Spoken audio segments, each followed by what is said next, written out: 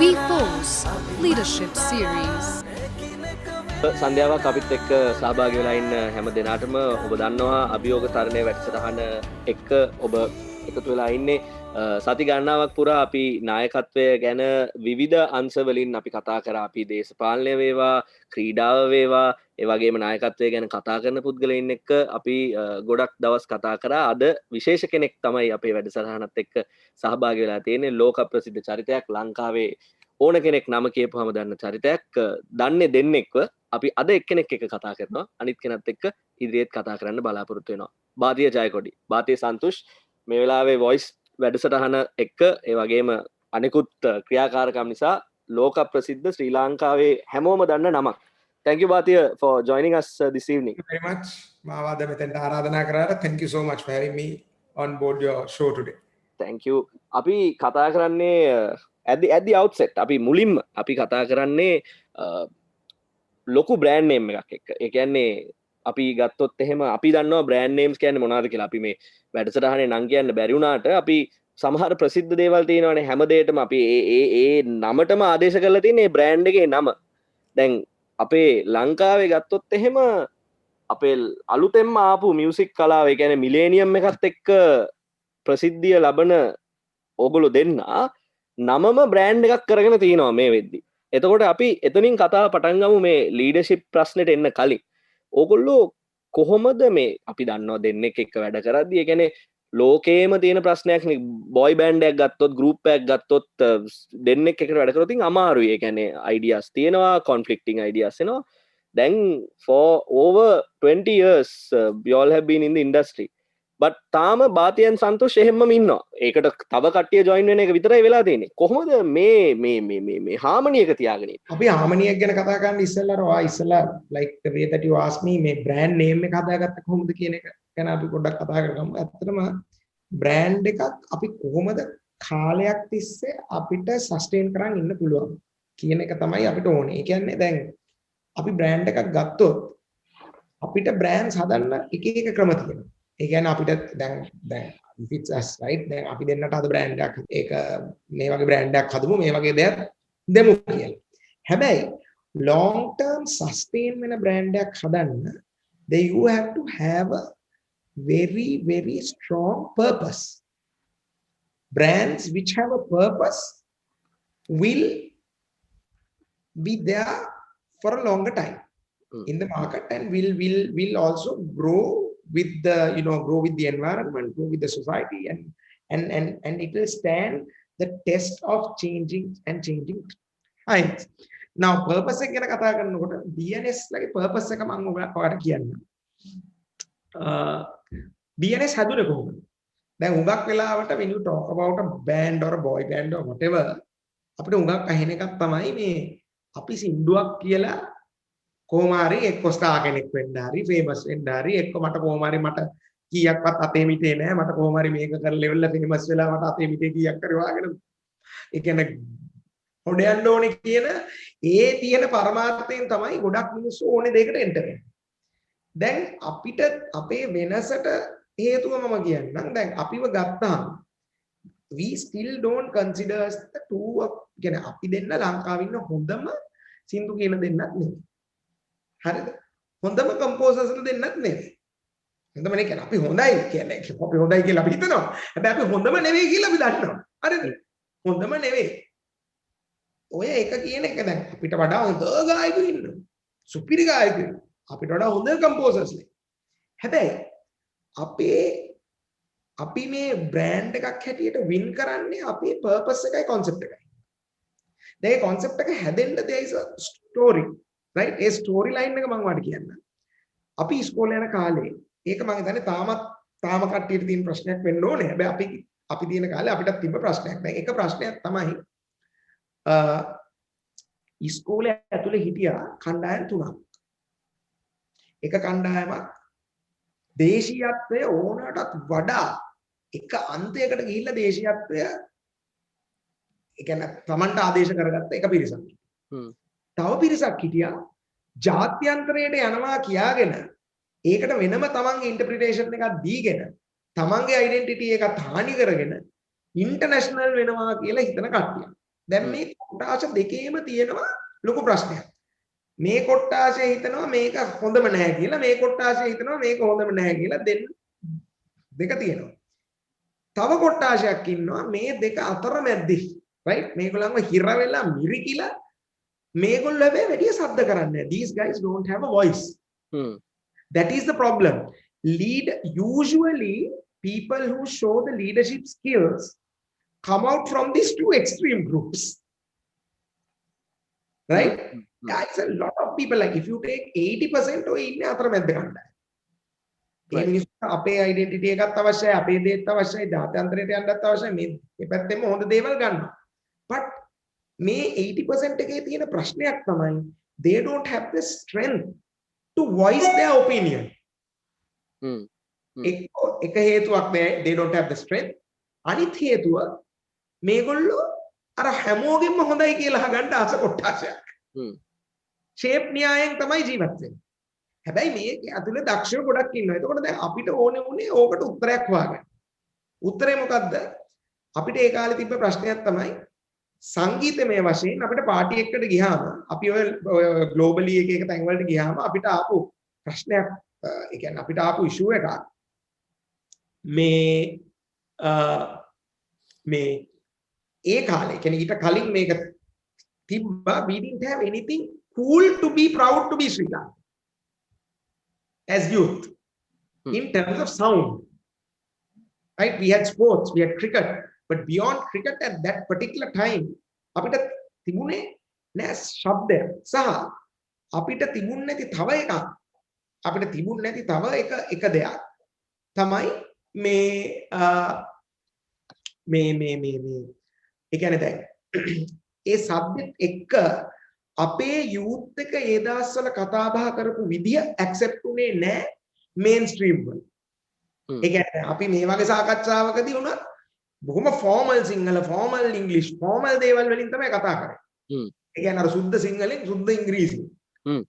හැබැයි අපි එදිනදා කතා කරනකොට අපි එහෙම කතා කරේ නෑ. අපි හායි ඔයාද කොහොමද ඉන්නේ? අද හොඳද? ඔයාද are you happy? හොඳට ඉන්නා නේද? නියම සම්මාර ෆන් එකේ ඉන්නේ. ඔය වගේ දේවල් නේ අපි මිනිස්සු කතා කරන්නේ. එතකොට ඔය කියන ස්පේස් එක ඇතුලේ අපි හෙව්වා ඒකට අපිට දී ගන්න උත්තරයක් හෙව්වා. It was a very simple thing. When we go to a party, we wanted to have api ආසයි සිංහල සින්දු අහන්න. හැබැයි DJs ලා party එකකදී remixers වත් මොනවත් නැහැ අපිට. අපිට තිබුණේ 80 ගණන් වල රූකාන්ත ගුණතිලක මහත්මයා ගෙනාපු ඒ කියන්නේ CT ෆර්නැන්ඩෝ මහත්මයාලා ක්‍රැනස් මහත්මයාලා ගෙනාපු ඒ change එක ගෙනල්ලා 80 ගණන් වලදී ආපු ඒ ලොකු revolution එකෙන් පස්සේ අපිට කිසිම එතනින් එහාට there was no particular thing අර කාලානුරූපීව වෙනස් වෙලා ඇවිල්ලා අපිට ඒක තැනක තිබුණේ නැහැ මේ අපිට මේ DJs ලත් එක්ක හැප්පෙන්න මොකක්වත් දෙයක් තිබුණේ නැහැ. ඉතින් අපි හදාගත්තා මේ අපේ පාටි වල ගහන්න සින්දුවක් දෙයක් හදාගත්තා. There was a purpose there. It was not to become famous. මොකද මට තාම හොඳටම I can remember very well that we didn't want at any given time we didn't even think we'll become famous. ඊළඟට අපි කරේ ඔය සින්දුව හදාගෙන ඊට පස්සේ අපිට හිතුණා දැන් අපේ යාළුවෝ එහෙම මේක අහනවා ඔය සින්දුව හදාගෙන අපි හිතුවා අපි දැන් ඕක ෂෝ එක ප්ලේ කරනකොට අපි මොකටද මේ කෝට් බෝට් සූට් බූට් හදන් යන්නේ අපි කරන්න ඕනේ අපි ඉන්න විදියට ජීන්ස් එක ඇඳගෙන ස්නීකර්ස් දාගෙන ටී-ෂර්ට් එකක් ඇඳගෙන ගිහිල්ලා අපි කතා කරන විදියටම අපි කතා කරනවා. ඉතින් ඕකට අපිට බෑන්ඩා කියන්නේ මේගොල්ලෝ ඇවිල්ලා මේ සිංහල සංස්කෘතිය විනාශ කරන්න අරන් යන ඕමෙන් බෑන්න. හැබැයි අපිට ඒක ගාණක්වත් කියේ නැත්තේ සහ අපි ඒකට කේන්ති ගත්තෙත් නැත්නම් මොකද මේ ෆේම් කියන එකවත් අපි කොහොමද ඔඩ යන්නේ කියන එකවත් අපි එහෙම අභිප්‍රායකින් හිටියේ නැහැ. එතකොට මේ පර්පස් එක උඩ තමයි මේ බ්‍රෑන්ඩ් එක හැදුනේ. එතකොට උනේ මොකද මේ පර්පස් එක කේට කරා අර මැද 180 කට්ටියගේ තිබුණ අවශ්‍යතාවය. එතකොට මේ මැද 180 තමයි ගොඩක් දේවල් ඒ වෙලාවේ හිටියේ. ඒ කියන්නේ TV, radio, advertising, branding, brands වලට ඕනේ කරපු අනිත් ඇසෝසියේෂන්. ඔය ඔක්කොමලා ඔය ස්වීට් ස්පොට් එක හොය හිටියේ. එතකොට අපි පර්පස් එකක් ඕකට ගෙනල්ලා ඒකට ඕනේ කරන දේ දුන්න ගමන් අපිට මොකද උනේ? This suddenly exploded like a social phenomenon. BNS was never about the music. BNS was the answer to a particular social problem, and a social problem එකට දුන්න උත්තරය තමයි BNS උනේ. එතකොට ඔය brand එක අපිට sustain කරගෙන යන්න ලේසි. එතකොට දැන් අදටත් මම ඔයාලට දැන් ඔතනින් මම close කරන්න ආයෙත් it's a long answer that I'm giving you. Yeah. සන්තුෂ්ගේ මගේ තියෙන objective එකත් ඕක. ඒ හින්දා තමයි ඔයාලට පේන්නේ අපි අතරේ මොන හරි ක්‍රියේටිව් දෙයකට හරි කමන්නේ ක්ලෑෂස් වෙනවා. අපි දෙන්න කොච්චර අතාවි කොහොමද? අපි දෙන්නට ලෝකේ පරස්පරව පේන දෙන්නේ. අපි දෙන්නගේ අදහස් හරි පරස්පරයි. හැබැයි අපි කොච්චර ආගිය කරා අපි මේ පොයින්ට් එකට මේ අපේ පර්පස් එකට තමයි ફોකස් වෙලා තියෙන්නේ. එතකොට එතෙන්දී එයාද ෆේමස් මමද ෆේමස් වෙන්නේ මටද මේකෙන් මාක්ස් වැඩි වෙන්න නෙවෙයි. මේ BNS කියන පර්පස් එක තමයි අපි හැම වෙලේම ඒක තියෙන්නේ. ඒ කියන්නේ if you take අපි දැන් ඔය ෂෝ එකේ ඉන්නවනේ හයිස් එකේ ඔයාලට පේන ඇති සමහර වෙලාවට අරය කැමති වෙච්ච ගමන්ම ඩාං ගාලා ගන්නවා මම උඩ ගිහිල්ලා පිටපැට්ටනවා මොකද මම දන්නේ පුපු වැරෙනවා කියලා පුපේ වාඩි වෙලා ඉන්නකොට ජර්ක් එකක් වෙනවා ඉතින් හැබැයි certain places I do that but that is because we are both agreed when we compose our team I know that he won't make a wrong decision he knows that I won't make a wrong decision plus අපි දෙන්නටම equally මේ purpose එකට යන්න අපි දෙන්නගේම ideas දෙක එකතු වෙලා තමයි මේ BNS එක හැදෙන්නේ. ඒ වගේම තමයි show එකෙත් අපි දෙන්නගේ team එක හැදෙන්නේ. එයා කැමති දෙයක් තියෙනවනේ මම කැමති දෙයක් තියෙනවා. ඒක අපි agree වෙලා තියෙනවා. එතකොට කවදාවත් ඒ ගන්න තීරණයක් අපි මෙහෙමයි. අපි පිටිපස්සට ගිහිල්ලා කියනවා මේක අපිට හරියයිද නැද්ද අපි කරනවා.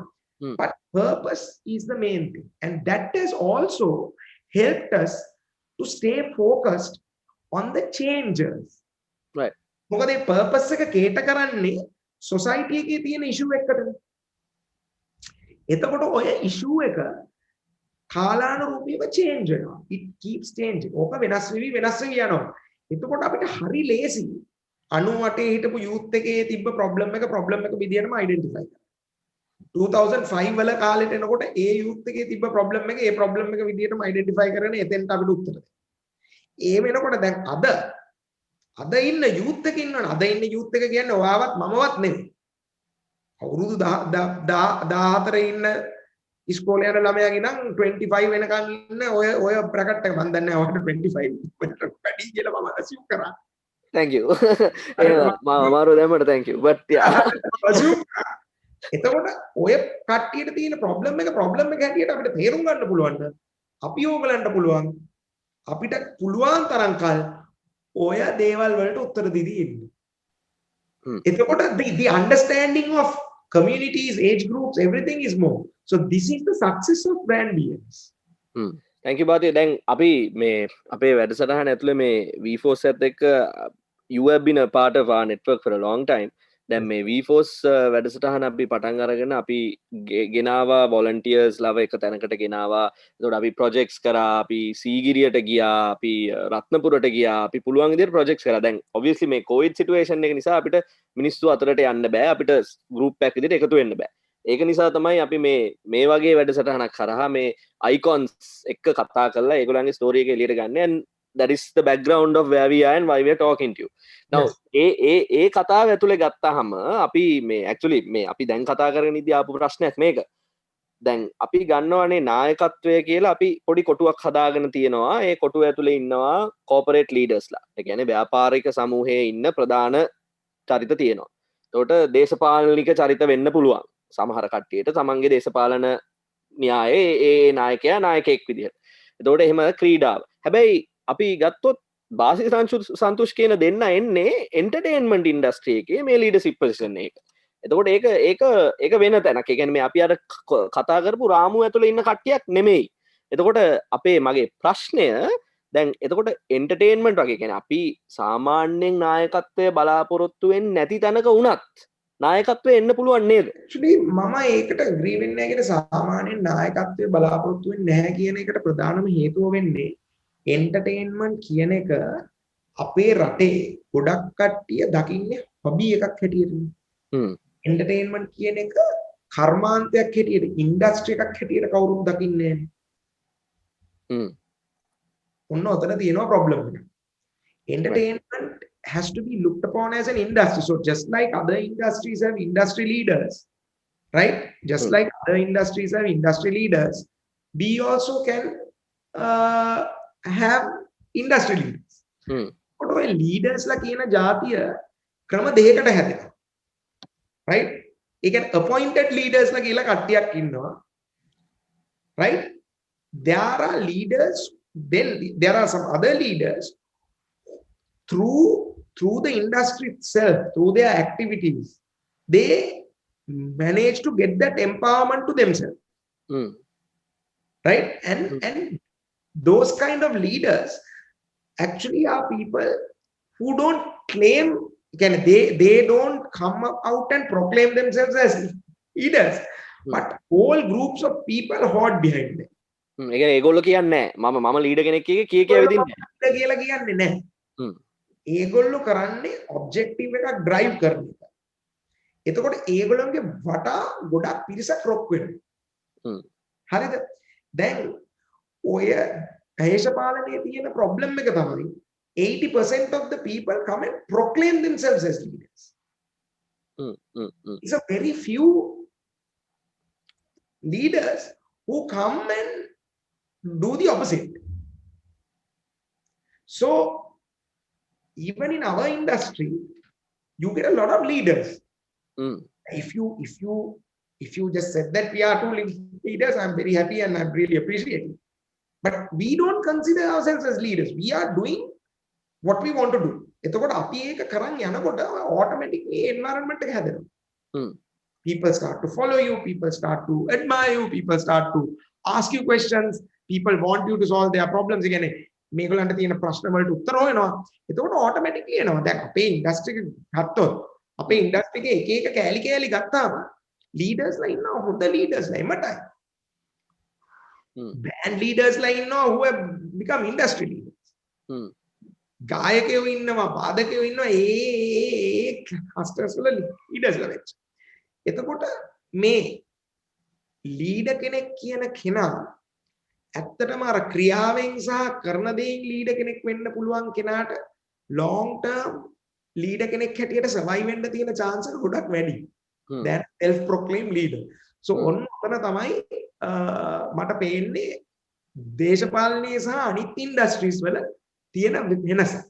ඒ කියන්නේ බාති ඔයාට අනුව as what you're saying this ඔයා කියන්නේ මේ නායකත්වය කියන එක ස්වභාවික දෙයක් කියලාද? Is that your approach? නායකත්වය කියන දේ තමන්ගේ ක්‍රියාවෙන් තමන්ගේ අදහසෙන් තමන්ට ප්‍රශ්නයක් විශ්ලේෂණය කරගන්න ඇති හැකියාව සහ දැන් එක ඉන්නවනේ දැන් අපි හිතමු එක කොට්ටාශයක් ඉන්නවා ප්‍රශ්න විශ්ලේෂණය කරන්න පුළුවන් හොඳට. හරිද? ප්‍රශ්න විශ්ලේෂණය කරන්න පුළුවන් හොඳට. දැන් අපි ගත්තොත් දැන් මම ආයෙ පාරක් ඔයා කියපු දෙයට තමයි උත්තරේ දෙන්නේ. ඒ කියන්නේ දේශපාලනයේ දැනට ඉන්න 60%ක් විතර ප්‍රශ්නයක් ඒගොල්ලන්ට විශ්ලේෂණය කරන්න පුළුවන් හොඳට.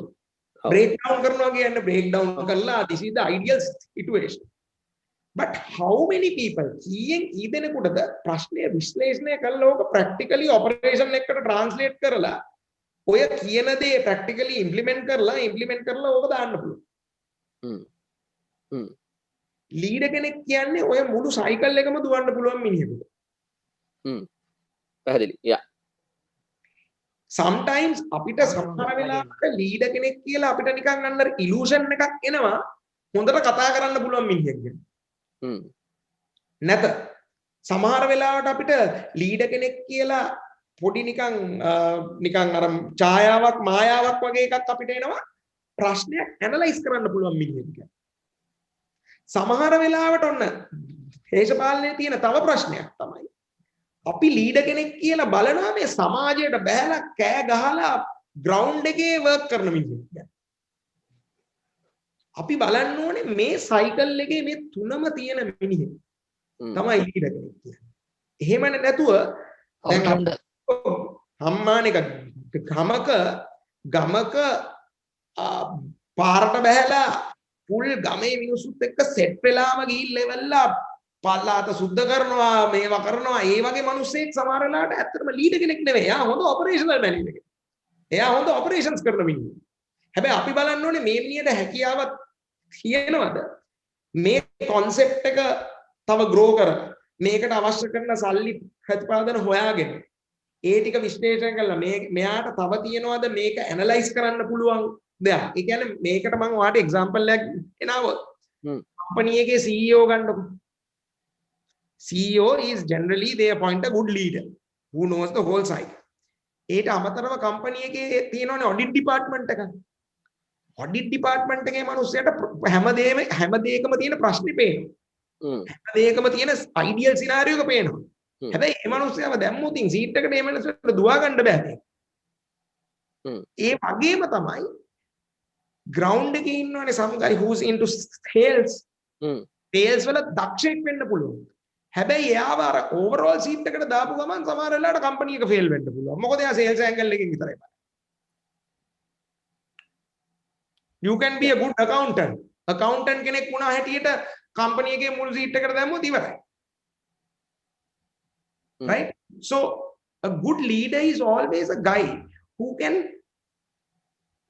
cater. ඒ කියන්නේ මම මේක වට මම ඉස්සෙල්ලා කිව්වේ. ස්ටාර් ප්ලේයර් කෙනෙක් වෙන්න ඕනේ නැහැ. හොඳම ෆයිනෑන්ස් ගයි වෙන්න ඕනේ නැහැ. හොඳම මාකටිං ගයි වෙන්න ඕනේ නැහැ. හොඳම සේල්ස් ගයි වෙන්න ඕනේ නැහැ. හොඳ ලීඩර් කෙනෙක් කියන්නේ ඔය මුළු එකම ඇවරේජ්ලි කරන්න පුළුවන්. මේ මුළු සිස්ටම් එකම තේරෙන. මේ මුළු එකම හරියට මෙහෙම කළා හැප් අවුට් කරගෙන ඉම්ප්ලිමන්ට් කරන්න පුළුවන් මිනිහෙක් තමයි ලීඩර් කෙනෙක් වෙන්නේ. So රටකට වුණත් දේශපාලනික පැත්තෙන් අපිට හැමදාම හරදින හේතු ඕක. අපි හිතනවා හැමතිස්සෙම මොකක් හරි බ්‍රේක් ඩවුන් කරලා ඒක ගැන විශ්ලේෂණය කරලා අයිඩියල් සිටුේෂන් එක කියන්න පුළුවන් මිනිහා නියම පහ. ඒක එහෙම වෙන්නේ නැහැ. අපි හිතනවා සමාජයේ බෑලා ගමේ බෑලා මිනිස්සුත් එක්ක ඉඳලා දාඩිය හලාගෙන පිටිමුට්ට උස්සලා කරන්න පුළුවන් මිනිහා ලීඩර් කෙනෙක් කියලා. සමහර වෙලාවට මේ මිනිහා හොඳ ලීඩර් කෙනෙකුත් වෙන්නේ නැහැ. සමහර වෙලාවට අපි හිතනවා බොහොම බුද්ධිමත් උගත් මිනිහෙක්ම ලීඩර් කෙනෙක් වෙයි කියලා. ඒ මිනිහා හොඳ ලීඩර් කෙනෙක් වෙන්නේ නැහැ. අපි හැමතිස්සෙම මේ all round කියන එක ඇනලයිස් කරන්න පුරුදු වුණා නම් අපේ සමාජය තුළ ඉන්න ඔය වගේ මිනිස්සු. සමාජය තුළ ඔය වගේ මිනිස්සු ගොඩක් ඉන්නවා. ඒකේ අපිට හරි ලීඩර්ස්ලා හොයන්න හරි ලේසි. අපි ඔය මුළු 360 කියන සයිකල් එකම ඇනලයිස් කරන්න. that brings me to my next question. ඒක තමයි මම අහන්න ගියේ. දැන් අපි දෙන්න කතා කරන අපි මේ කතා කරන මොහොතෙත් අපි අපේ රට ගත්තොත් අපි ඉන්න අපි කොළඹ ගමුකෝ. අපි පොඩි ඒරියා එකකට එමුකෝ. දැන් ගත්තොත් එහෙම ඒ කියන්නේ නායකත්වය ගැන දන්න නායකයෝ කියලා තමන්ව අයිඩෙන්ටිෆයි කරගන්න පුළුවන්. කියන්නේ කෙනෙක් මේ පුද්ගලයාට මේ දේ කරන්න පුළුවන් කියලා හිතන ජාතිය පුද්ගලයෝ ඕන පදන් ඉන්න පුළුවන්. ඒ කියන්නේ අපි අපේ වටපිටාවේ නමුත් අවස්ථාව කියන එකත් බලපානවා කියලා අපේ අයිඩියා එකක් තියෙනවා. ඒ කියන්නේ ඔපචුනිටි එකක් ඕනේ මේ මිනිස්සයා හයිලයිට් වෙන්න. ඒ අවස්ථාව ලැබුණ නැත්තම් සමහර විට බාතිය මෙතන නෑ. මම මෙතන නෑ කියන අයිඩියා එක එන්න පුළුවන්. එතකොට මේ අවස්ථාවයි නායකත්වයයි කියන එකේ ලින්ක් එක බාතිය කොහොමද දකින්නේ? මෙහෙම අවස්ථාව කියන එක අපිට උදා වෙන්න පුළුවන් ක්‍රම දෙකකටනේ. එකක් තමයි තමන්ගේ තියෙන කර්මය අනුව. දැන් ඒ කියන්නේ අවුද්දෙක් හැටියට මම විශ්වාසය කරනවා කර්මය සහ ඵලය. හරිද? එතකොට කර්මය අනුව තමන්ට අවස්ථාව උදා වෙන්න පුළුවන් එකක්. අනිත් එක තමයි කර්මය අනුවම තමයි. හැබැයි තමන්ට මහන්සි වෙලා ඉවෙලා තමන්ට අවස්ථාව උදා කරගන්න පුළුවන්. හරිද? මම කියන එක තේරෙනවද? අපි අපේ ගමන පටන් ගනිද්දී ඕගොල්ලෝ දැක්කනේ අපිට තිබුණ කොච්චර විනම් බැන්නද ඔපොසිෂන් එකක් තිබුණාද. හැබැයි හෘද සාක්ෂියට අනුව අපේ හෘද සාක්ෂියට අනුව අපි කරේ හොඳ නැති දෙයක් නෙමෙයි කියලා තමයි අපි අදටත් විශ්වාස කරන්නේ. එතකොට අපි ඒ බැනපු ඒවට අපිට කේන්ති ගියෙත් නෑනේ. ඔයා අද වෙනකන් දැකලා නෑනේ අපි කාටවත් බයිනවා. අපිට බැනපු අයවත් අපි සමහර වෙලාවට අපිත් එක්ක යාළු කරගෙන තිබුණා. ඇයි? මොකද ඒගොල්ලන් සමහර යාළු කරගත්ත මිනිස්සු කියලා කියන අපිට හොඳටම අපි බැනපු අය. අපිට තේරුණා මෙයා බයින්නේ හේතුවකට. එතකොට අපිට ඒ හේතුව හදාගන්න නම් මෙයා කියන දේ අපි ඉම්ප්ලිමන්ට් කරන්න ඕනේ. ඒ කියන්නේ අපි මෙයත් එක්ක වැඩ කරන්න ඕනේ. කෙනෙකුට තමයි ඒ යාළුවෝ. අනිත් කට්ටියක් ඉන්නවා අපි මේ මිනිස්සු බැන්නට අපි ඒගොල්ලන් ඉග්නෝර් කරලා දාලා නිකන් ඉන්නවා. මොකද අපිට අදාළ නැහැ. අපි ওই දෙකෙන්ම කරේ අවස්ථාව උදා කරගන්න අපි මාර්ගය හදාගත්තා. අවස්ථාව හදාගන්න. දැන් ගොඩක් වෙලාවට ගොඩාක් මට හම්බෙනවා යන්ග්ස්ටර්ස්ලා හම්බෙනවා අපේ ලංකාවේ කියන ලොකුම දෙයක් තමයි අපිට සල්ලිය නැහැ මේ වැඩේ කරන්න. හැබැයි මට ඒ ගමන්ම හම්බෙලා තියෙනවා 1000ක් කමාරක් හම්බෙලා තියෙනවා. අන්ත දුගී දුප්පත් තැන් වලින් ඇවිල්ලා අද වැඩෙත් කරගෙන ලොකුත් වෙලා කම්පනීසුත් හදාගෙන සල්ලිත් හම්බ කරගත්ත මිනිස්සු. හැබැයි මේ මිනිස්සුගේ ඉතිහාසය ගත්තාම සත පහක්වත් අතේ නැති මිනිස්සු. ඉතින් මම ඒකයි කියන්නේ මේක කර්මය ගැන විශ්වාස කරනවා නම් කර්මෙත් කැලක් තියෙනවා. හැබැයි අපේ අතේ තියෙනවා කොහොමද අපි opportunities create කරගන්නේ කියන එක. ඒ කියන්නේ opportunity එකක් sometimes opportunity එකක් මෙහෙම ගෙනත් දෙන්නේ නැහැ. අපිට opportunity උදා වෙන්නේ නැහැ. දැන් ඔයා මාව ගත්තොත් මාවයි සන්තුෂ්යි අරගත්තොත් අපි ඉන්න ඉන්ඩස්ට්‍රි එකේ අපේ නෑයෙක්වත් නැහැ. මගේ තාත්තා ආමියගේ. සන්තුෂ්ගේ තාත්තා හිටියේ අලෙවි කරන. මගේ තාත්තා කිසිම මේ ඉන්ඩස්ට්‍රි එකේ කවුරුත් දන්නේ නැහැ. කවුරුත් දන්නේ නැහැ කියන අපිට මේකේ අපේ අයියලා මල්ලිලාද නැන්දලා මාමලාද කවුරුත් නැහැ. මාධ්‍ය කවුරුවත් දන්නෙත් නැහැ මම. ඉස්කෝලෙන් අවුට් වෙනවා. හැබැයි අපි කනෙක්ෂන්ස් හොයාගෙන හදාගෙන කොහොමම ඇවිල්ලා මාධ්‍යයටත් ඇවිල්ලා මාධ්‍ය මිනිස්සුත් හඳුරගෙන අපේ එන්ටර්ටේන්මන්ට් එකේ මිනිස්සුත් හඳුරගෙන ඒ ඔපචුනිටිස් අපි හදාගෙන ඒ කියන්නේ දැන් මම නිකන් ඔයාලට එක්සැම්පල් එකක් කියතොත් අපේ පළවෙනි සින්දුව රේඩියෝ එකේ දාගන්න අපි ඇත්තටම හිරස FM එකේ තමයි අපේ පළවෙනි මේ සෝං එක ගියේ.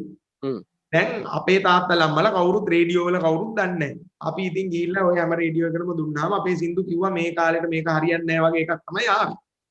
මට ඊට පස්සේ මම අම්මා තැනම කතා කරලා හොයාගත්තා. මං හිතන්නේ කිංස්ලි අයියා. Kingsley Ratnayake ඕගලන් Kingsley Ratnayake. මගේ ඉස්කෝලේ මට වඩා සීනියර් අවුරුදු දෙකක්. මට යාව ඉස්කෝලෙන් අවුට් වුණාට පස්සේ හම්බෙලත් නැහැ. මට ෆෝන් නම්බර් එක. හොයාගත්තා කිංස්ලි අයියා දැන් ඔතන තමයි ඉන්නේ. කිංස්ලි අයත් එක්ක අපොයින්ට්මන්ට් එකකුත් නැහැ. උදේ පාන්දර 6ට විතර මායි සන්තුෂ්යි ඇවිල්ලා ඒ කාලේ අපි ඉස්කෝලේ අවුට් වෙච්ච ගමන් ගේට්ටුවට ඇවිල්ලා ඒ කියන්නේ දෙපාන බස් සිකියුරිටි එක්කෙනාට අපි දෙන්න කිව්වා මේ කිංස්ලි රත්නායක හම්බෙන්න අසර් තාම ඇවිල්ලා නැහැ කියලා. ඉතින් මොනවද කරන්නේ? ඉතින් දැන් එළියට වෙලා හිටන් ඉන්නේ.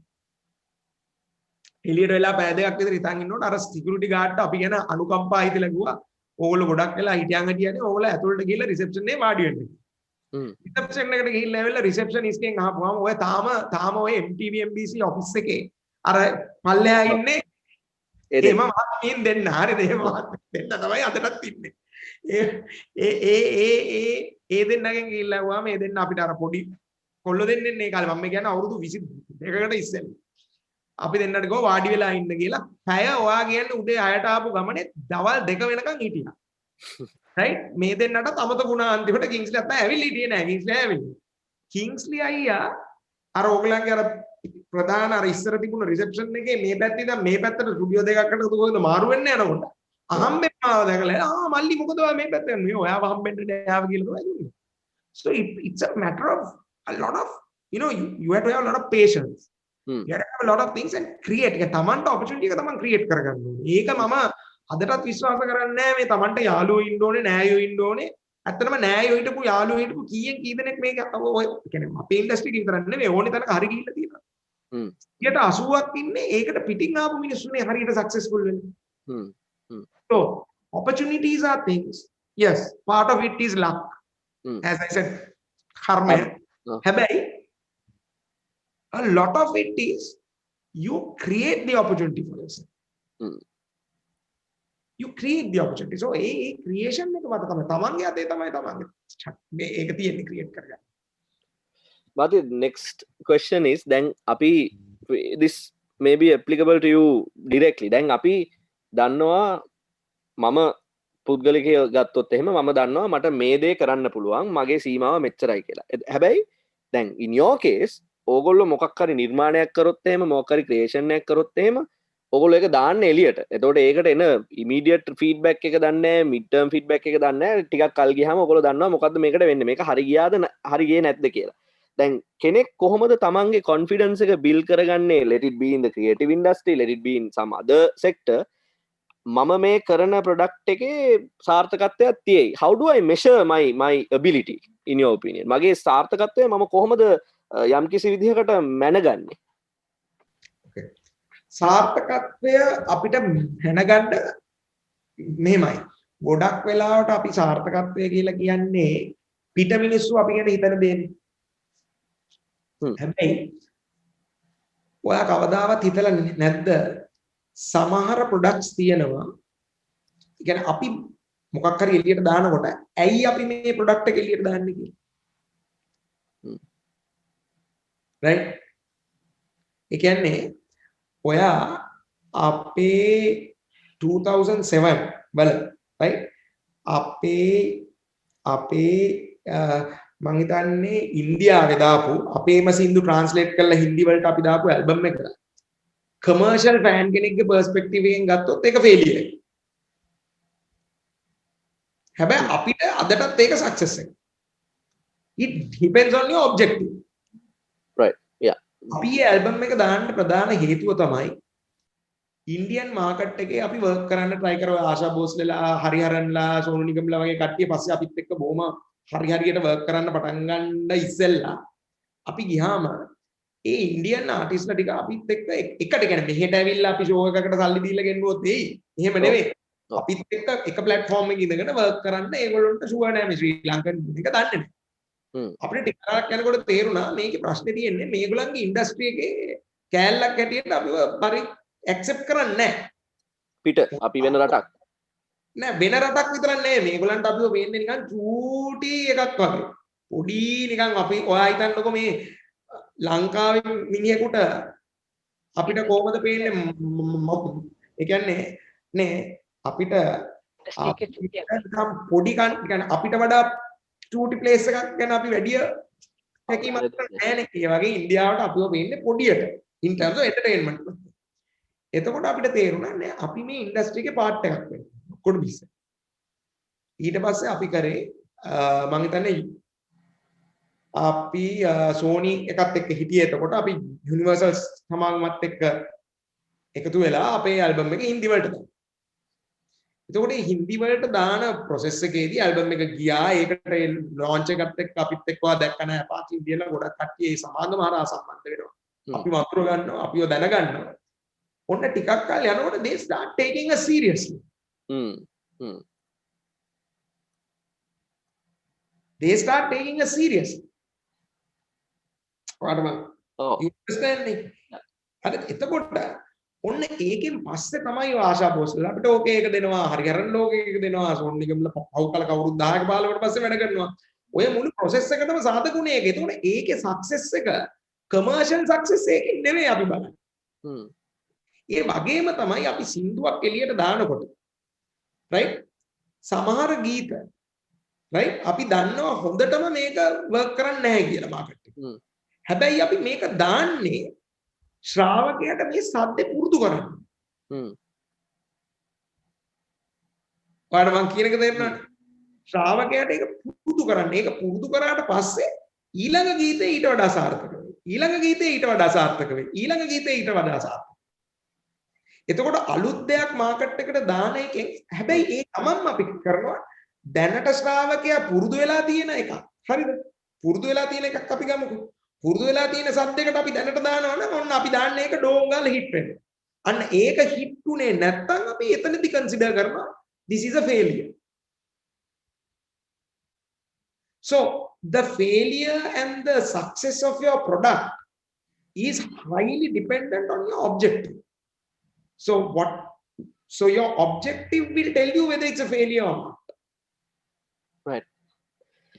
අපිට අපේ your friend my boss Mr. Shevan Daniel ප්‍රශ්නයක් කියලා තියෙනවා. He says I remember the BNS journey from day one, but my question is they reinvented entertainment. What's BNS 2.0 going to look like? What is your future looking like? Okay, what's BNS now? I think to answer Shevan's question, now I think we have passed 2.0. Heman, we are now in version 4. What happened was, see, I'll see the new what we are going to do. Okay, so we reinvented it then. once you reinvent something, I don't think anybody can reinvent anything. If you take brands like Apple, if you take some of the biggest brand in the world, they have not, see, when you have done such a big change, you're always going to be, people want you to do a change in that scale. But sometimes you have done the big change. So there is no space for that huge change to happen all over again. So you will keep basically improving it constantly. So our, as I told you, our concept, ape initial concept එක උනේ මේ සින්දුවක් හිට කරන එක නෙවෙයි. අපි ගෙනාවේ අපේ තිබුණ ඒ සිතුවිල්ල, අපේ තිබුණේ ideology එක තමයි අපි අරන් ආවේ. ඒ ideology එකෙන් අපි මේ youth එකත් එක්ක සම්බන්ධ වෙලා ඒ youth එකට address කරන එකක් තමයි අපි අරන් ආවේ. එතකොට අපි දැන් මේ change එකේ අපේ පළවෙනි අපේ කියන්නේ reinventing ourselves කියන එක අපිට 2005 10 වගේ කාලේ අතරදී තමයි අපිට එකපාරක් කොහොම reinvent කරගන්න ඕනේ. Because as you know, the industry from what we changed, then there was a new change, like bands like he can Adila wage bands avilla 2007 wala there was another change. We had to then adjust ourselves, accommodate ourselves, get ourselves recalibrated to understand the youth in that this thing. Then again we rode that wave for some time, and in 2018, right, in 2018 we were going to launch our 20th anniversary album. ඔය album එක කරන්න යද්දී අපිට තේරිච්ච එක තමයි we had only 12,000 followers on Instagram, right? We had only about 10,000 subscribers on YouTube. So clearly we had a problem. Here we were a brand which was very big during the FM and TV era, but you know, transitioning into the digital era, this clearly reflected that though the market thought we were youth, we thought we were youth, we were little by little going away from this. So we had to do a massive, you know, readjustment to our strategy, as in to understand why this was happening. So we got down to it. We started, because I have a small one as well now who's in grade 8. So started talking to her, and abhi okkon misala kare playlist ekak with songs that she likes, songs that I like. That had EDM, Korean, trap, all kinds of things, which I thought was cool, but then it was not really, I was not engaged with it. So the launch, which was supposed to happen in 2018, start අපි කියන year එකකින් පස්සට මාස 6ක් විතර ඕක කරන් යනකොට අපිට තේරුණා okay, the world had gone this way while we were still going straight. So we had to realign ourselves. So then what I did was, me and Satush both, we took our own Instagram account from people who were doing it at office, and we got down to it. Started speaking to a lot of these young guys. So any DM that was sent to us today, I replied to Satush personally. Nobody else. Now we got time. And within a course of 6 months, we saw our fan base, our subscribers, not by any admin doing it, just the two of us engaging. We grew the YouTube from like 10,000 subs to over 250,000. Then we grew our Instagram from about 12,000 followers to about 230,000. And then after some time we realized, oh God, now we understand the vibe, the problems and the issues of this generation. Right? And now those days we were a part of that generation. But then now we are a little bit away from the generation, but how do we help them address those issues? So BNS 2.0 in Evan's thing is all about how do we empower, address the next generation. How do we empower them to really face these issues, right? Take Sri Lanka forward in their context, and how do we get them ready, right, for the global challenges faced in the next 10 to 15 years. So BNS, and through that, right, how do we, right, how do we also sort our own problems in the next few years? So that is what the objective of BNS 2.0 in Evan's own words. BNS 2.0 is all about empowering today's youth and trying to share our experience with them and trying to get their perspective into our lives and trying to be a part of this youthful change that is an ongoing thing in the country and in the world, and to be a part of it and how to go through that journey with them and help them go that journey. But final few minutes, so I'm gonna ask this. Then අපි කතා කරන්නේ මේ අපි complex topic එකක් කියලා හිතුවට අපි කතා කරන මේ ලීඩර්ෂිප් කියන ටොපික් එක ලංකාවේ අපි ගත්තොත් එහෙම 100ක් ගත්තොත් 90 දෙනෙක් මේක අහලා තිනවා, 60 දෙනෙක් විතර මේක දන්නවා, 150ක් විතර පුද්ගලයෝ මේක එක්ස්පීරියන්ස් කරලත් ඇති. නමුත් ඇත්තටම ලීඩර් කෙනෙක් වෙන්නේ එක්කෙනෙක් දෙන්නෙක්, let's say 10 people 10 දෙනෙක් කියලා අපි ගන්න පුළුවන්. නමුත් මේ ලීඩර්ස් ලාගේ අපි බැලුවොත් ඉන්ෆ්ලක්ස් එකක් වුණොත්, ලීඩර්ස් ඔක්කොම ලීඩර්ස් ලා වුණොත් එතකොට මොකද වෙන්නේ? ඔක්කොමලා ලීඩර්ස් වෙන්න බෑනේ. ඒක එහෙම වෙන්නේ නැහැ. ඒ මම මේ ප්‍රශ්නට උත්තරේ දෙන්න යන්නෙත් නැහැ. මොකද ඒක එහෙම වෙන්නේ නැහැ. ඒ කියන්නේ ඒක හදිසි හරියට නිකන් ඔයා එහෙම මම කියන්නේ there are certain things in this world which won't happen like that. So there has to be a bunch of leaders, and also there has to be we have to identify now in certain things. Now say for example, in some spaces I consider myself a leader, but in other spaces I don't consider myself a leader. Etakota I am a team player. Now say for example, I'm part of a few let's say I'm a part of a few groups which are addressing certain issues that are there right now in youth forums, in certain societies. When it comes to certain groups, I know that within that subject I can lead. But when I go to samara groups වලට ගියාම මම දන්නවා මම මේකේ දන්න subject එකේ අනුවයි මම දන්න ප්‍රමාණය අනුව සහ මට කරන්න පුළුවන් මේකේ තියෙන ස්කිල් සෙට් එක අනුව මම මෙතන ලීඩර් නෙමෙයි, මම ෆලෝ. එතකොට මම මේ වෙලාවට මම අරකේ ලීඩර් හින්දා මේකෙත් ලීඩර් වෙන්න try කරනවා කියන එක බොරු වැඩක්. ඉතින් ඕක අපි හැමෝටම උරුම දෙයක්. අපි හැමෝම සමහර ස්පේසස් වල ලීඩර්ස්, සමහර ස්පේසස් වල ෆලෝවර්ස්, සමහර ස්පේසස් වල අපිට ෆලෝවර්ස් ලා වෙන්නත් බෑ, ලීඩර්ස් ලා වෙන්නත් බෑ. පැත්තකට වෙලා බලන් ඉන්න එක තමයි හොඳම දේ ඒකට. ඒ කියන්නේ මේ වෙනස අපි අපේ හිතෙන්ම දැනගන්න ඕනේ. කියන්නේ මේ අවස්ථාවේදී අපි නායකත්වයේ රෝල් එක, මේ අවස්ථාවේදී අපි කණ්ඩායමක සමාජිකයෙක් විදිහට, මේ අවස්ථාවේදී මම මොකද පැත්තකට ඉඳීම තමයි අර කරන ටීම් එකට කරන්න පුළුවන් ලොකු උදව්වක්. Thank you, Badi. Thank you very much for your time. Unfortunately, we have only like 10 more minutes to conclude our session. But again, then අපි කතා කරන මේ අපි ඇත්තටම ඉන්ටරෙස්ටිං ටොපික් එකක් නේ කතා කරන්නේ. දැන් අපි මේ කතා කරන වෙලාව ඇතුළත අපි දැන් මං වගේ ප්‍රශ්න ඇහුවා වගේ මගේ ෆෝන් එකට ප්‍රශ්න කීපයක් ආවා. මම ඒ ටිකත් අමල්ගමේට් කරලා ඇහුවා. අපි මේ ස්ට්‍රීම් එක මේ වෙලාවේ Facebook වල අපේ pages වල share වෙනවා. අපිට එතකොට social media හරහා අපිට ප්‍රශ්න කීපයක් එනවා. Our team is getting those ready and I'll have to direct them to you, and since we have about 10 minutes I'll try to keep it as short as possible.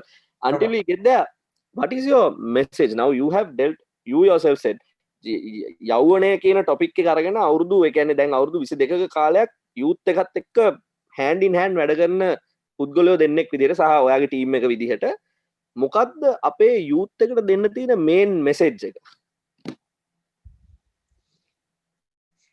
message එකක් ඇටියට මට main message එක නම් actually එකක් කියලා නෙමෙයි, මට ගොඩක් දේවල් කියන්න පුළුවන්.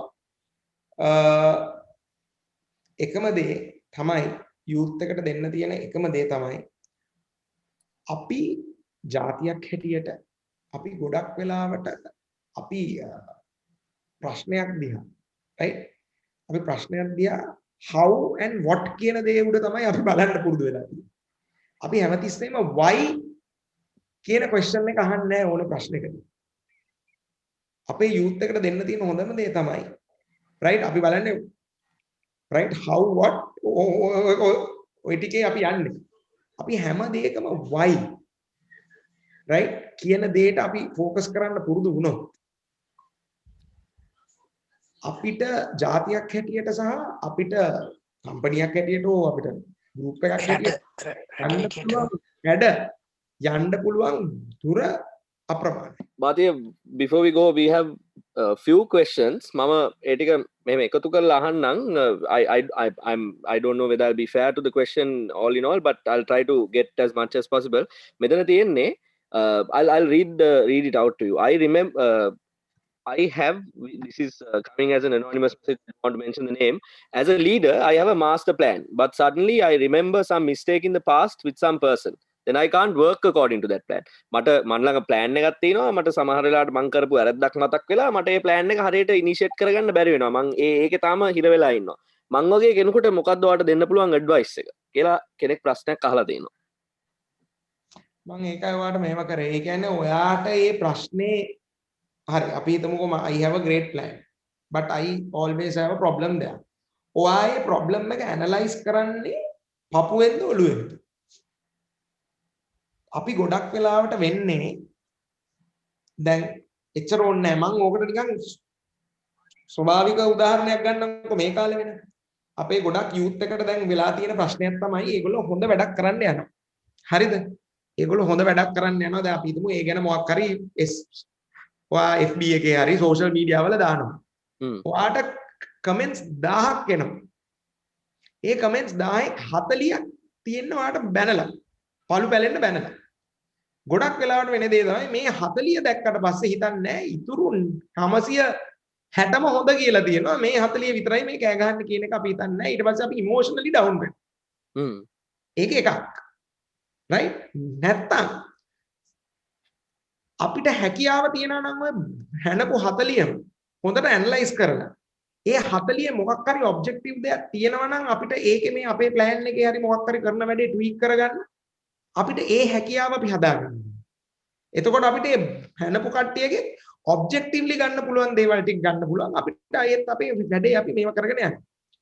එතකොට මේ මම කියපු සියලු දේම තියෙන්නේ තමන් ඔබ්ජෙක්ටිව්ලි වැඩක් කරද්දී හරිද? ඒකට එන රෙස්පොන්ස් එක හෝ තමන් කරපු දේ يعني you are giving yourself a response to it. ඒක අපි emotionally analyze කරන්න යන්න එපා. ඒක objectively analyze කරලා objectively ඒ ප්‍රශ්නේ fix කරලා right ඒක ඒ විදිහට ඔයාට දකින්න පුරුදු වෙනවා නම් you have no problem you can still move forward. I think everybody has things like that. Thank you Bhatia for your time. බොහොමත්ම ස්තුතියි අපිත් එක්ක පැයක කාලයක් සම්බන්ධ වෙලා මේ විදිහට කතා කරාට. අපි දන්නවා මේ අභියෝග තරණ වැඩසටහන් මාලාවක් යන්නේ මේ සීරීස් එකක් යන්නේ. එතකොට මේකේ අපිත් එක්ක මුල ඉඳලා මේ අභියෝග තරණ මුළු වැඩසටහනම සහභාගී වෙච්ච කට්ටියට අපේ ආයතනයෙන් මේ V-Force අභියෝග තරණයේ වැඩමුළුවෙන් සහතිකයක් ලබා දෙනවා, සර්ටිෆිකේට් එකක් ලබා දෙනවා. අපි ඉදිරියේදී ඒ වගේම අපි කතා කරපු මේ බ්‍රෑන්ඩ් එකේ අනිත් කෙනා Bhatia and Santush එක්කත් කතා කරන්න බලාපොරොත්තු වෙනවා මේ අභියෝග තරණ වැඩසටහන මාලාවේ. Bhatia, once again you're an icon that everyone can be proud of as a country and you are working very thank you you're working very closely with our network as well MTV MBC, so thank you for that and thank you for your answers. අද දවසේ අපිට මේ ආපු ප්‍රශ්න වලට සහ අපි මේ ඉදිරිපත් කරපු ප්‍රශ්න වලට candidly openly විවෘත උත්තර දුන්නට බොහොම ස්තුතියි. අපි නැවත වාරයක් ඉක්මනටම හම්බෙමු. හරි අපි හම්බෙමු. See you. බොහොම ස්තුතියි and that's it. Thank you very much for joining us and we will, as I said, අපි ඉදිරියේදීත් මේ වගේම interesting කෙනෙක් එක්ක interesting chat එකකට ආයෙත් හම්බෙමු. අපිත් එක්කම ඉන්න අපේ social media pages follow කරන්න. ඒ හරහා අපේ ඉදිරි වැඩ කටයුතු මොන වගේද කියලා ඔයගලන්ට දැනගන්න පුළුවන්. අපිත් එක්ක දිගටම රැඳිලා ඉන්න කියන ඒ request එකත් එක්ක මම මෙහෙම නවතිනවා. බොහොමත්ම ස්තුතියි. ගම්මැද්ද V-Force